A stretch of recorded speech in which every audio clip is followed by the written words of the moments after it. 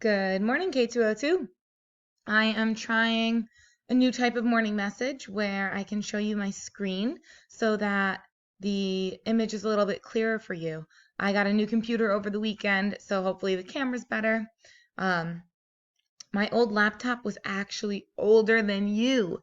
I got it when I went to college in 2010, so it was 10 years old.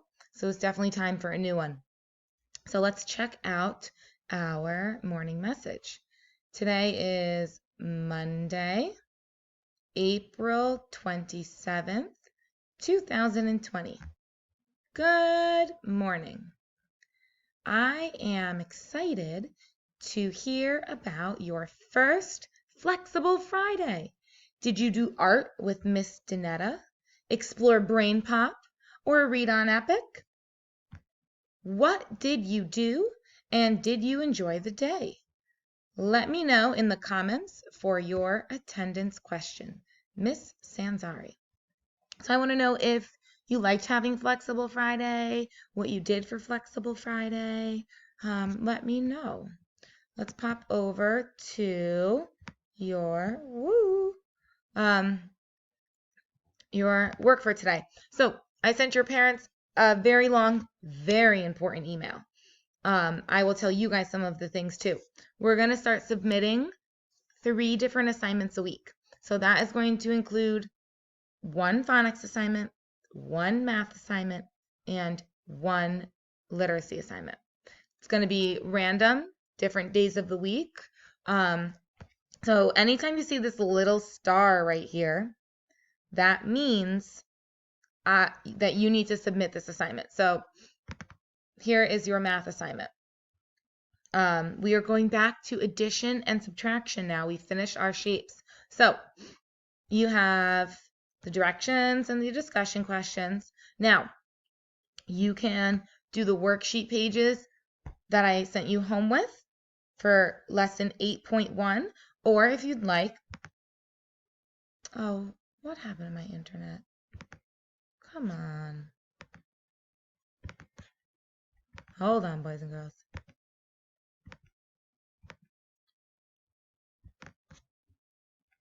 We're back. All right. So if you want to complete it and take a picture to upload, that's fine. If not, Mr. Doyle worked very hard to make our workbook pages interactive here on Google. So there's circles to move around and things like that. We also added the 2 videos. So everything that you need for math now is going to be right in our Google Classroom. You're not going to have to go to the Pearson website anymore. So hopefully that will help you.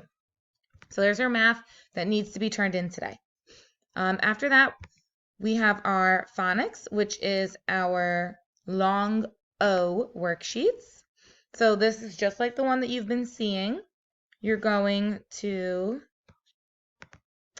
name the sound, read these words 3 times.